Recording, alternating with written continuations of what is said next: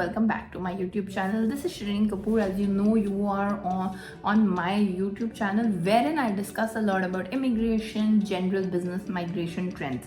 Interestingly, we have also started something called the Citizenship by Investment programs, wherein people who are looking out for travel documents as well as a second passport are able to get through the program and are just able to donate or buy real estate from that option and get a Caribbean passport. Now, those of you who have heard it, they know that this is used for different purpose, maybe as a vehicle of tax saving, maybe as a vehicle of getting a good travel document. Depends on what kind of purpose that you're looking for. Besides that, I present to you today about a complete guide on the Canadian C11 Work Permit and how to navigate that process. This is going to be your one-stop solution.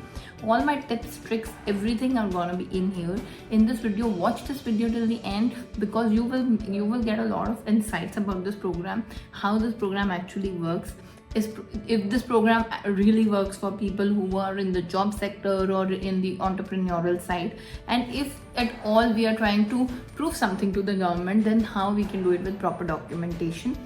We'll also tell you the key steps involved and hope it helps.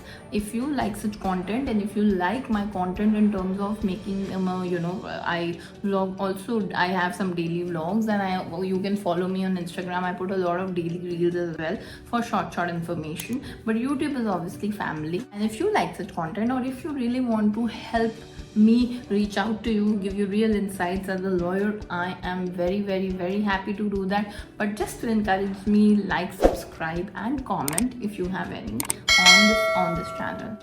Today I'm joining you from my Dubai office, and in Dubai the weather is really hot, but still inside you don't feel it, just like you don't feel the chill in Canada when you're inside, right? It's the same with Dubai.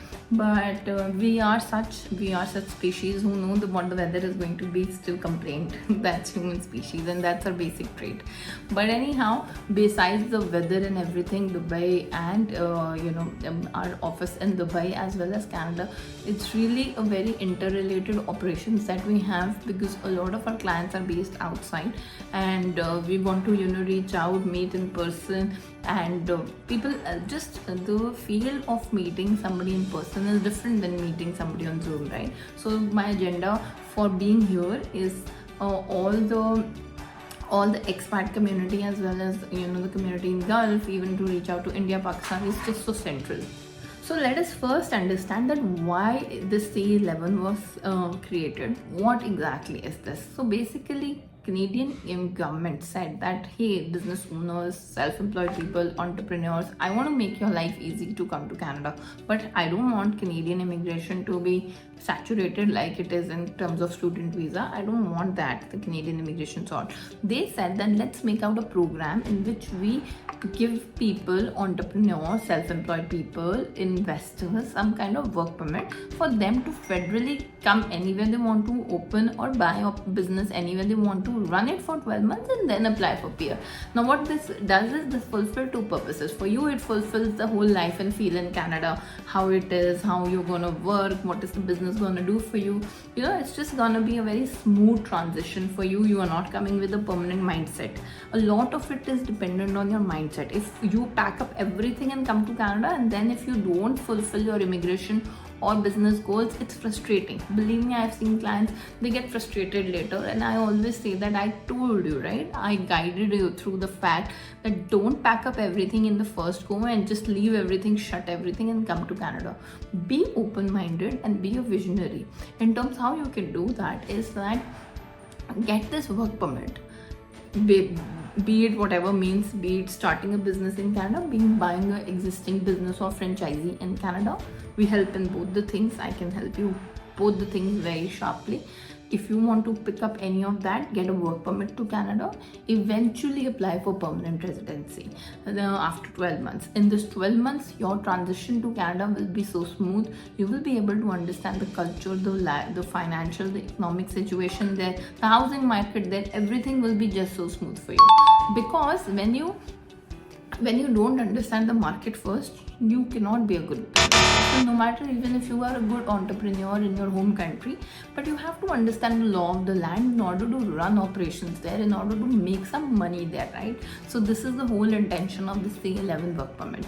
Now, once you're clear with what it is, C11 is not the name of the work permit. You can maybe call it an owner-operator work permit, or you can also call it like a self-employed / entrepreneurial work permit. You can just give it any other name. It's in different region, people are calling it with different names, but I usually call it as the entrepreneurial work permit. Now, this can be a package for you as well. You can apply for work permit as well, get PR, but the whole process has to be done through a team of professionals, and even you have to be involved in it, actively involved in this process. That's the how you increase your chances of success.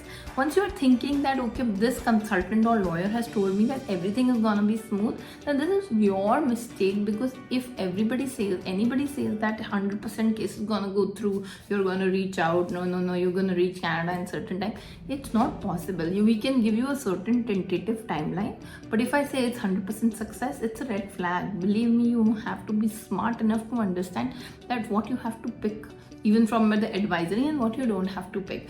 And when you come to people who give you genuine advice, you will understand the pros and cons, and later on the frustration is gonna be so much less, and expectations are gonna be managed for you as well as for me. So this is my basic agenda. Canadian immigration, when it comes to C11 work permit, will look into two things. What is it going to look into? Firstly, it is going to look into what kind of business you are opening in Canada. Is it a short-term business or is it a long-term business? Short-term business, like for example, you are coming for a project. You are a cultural person. You are a musician maybe, and want to come for a small gig maybe that you're performing, or that you are going to open some kind of small coaching center, and just it's gonna be maybe for the summers and go back, or whatever, you are coming for a camp. So this is a short-term business. You can do this. Or on the other hand, if you want to open a long-term business, you buy a Meg franchisee, you buy a hair salon, you buy a Tim Horton franchisee, you buy a McDonald's franchisee, whatever you may buy or whatever you may start. Even if you're opening a business consultancy company, the goal is to show an exit plan, that this is a temporary stay. Now, they know that tomorrow you might be eligible for permanent residency, but still in their TRV application, that is temporary resident visa application, they don't want to see your permanent intent. If you show them slightest of permanent intent, it's a rejection, believe me. And yes, so this is one of the key things that you have to keep in mind. The second is what kind of economic or significant benefit you are bringing to Canada. Are you going to benefit the Canadian economy by hiring people, like by hiring Canadians or permanent residents, or you're going to just boost the economy maybe by import, export, trade, whatever you're going to do? Have a strong business plan. Now, in this business plan, even if it's just a plan, it has to be realistic. It has to be so realistic that the resources that you're showing are matching with the kind of projections that you're giving. You might say, I will invest $500,000, but you don't have that kind of money to show. So what you need to do, if you are buying a business, then let's complete the first stage. Let's say if you are interested in a business and you say, Shireen, I want to buy this business. You can buy it, no problem. I'll help you buy it. I'll help you connect through the right professionals to buy it. We'll do the due diligence. We'll pay the initial sum that needs to be deposited.